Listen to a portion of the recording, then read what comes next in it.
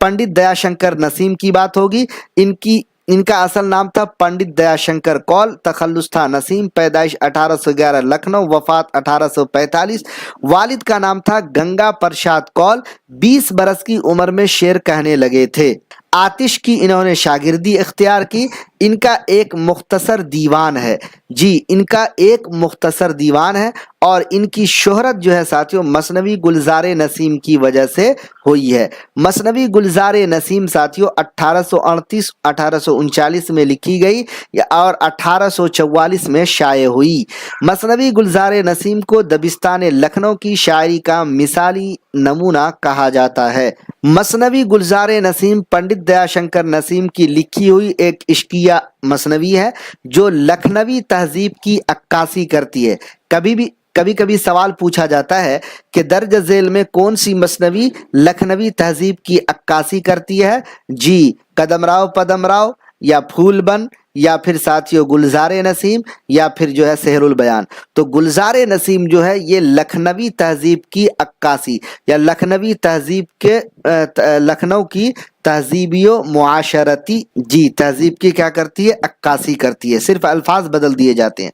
मसनवी गुलजार नसीम की कहानी किस्से गुले बकावली के नाम से मशहूर है। पॉइंट टू बी नोटेड जी, इस पॉइंट को नोट कीजिएगा। मसनवी गुलजार नसीम में गुले बकावली की दास्तान इश्क बयान हुई है, यानी मसनवी गुलजार नसीम में गुले बकावली की मशहूर दास्तान इश्क बयान हुई है। असल किस्सा जो है साथियों गुलजार नसीम का, ये इज्जतुल्लाह बंगाली ने 1722 में किस्से बकावली के नाम से लिखा था जो फारसी नसर में है और कहा जाता है, किताबों में आता है कि इसी फारसी नसर को गुलजार नसीम में मसनवी गुलजार नसीम में दयाशंकर नसीम ने लिखा है।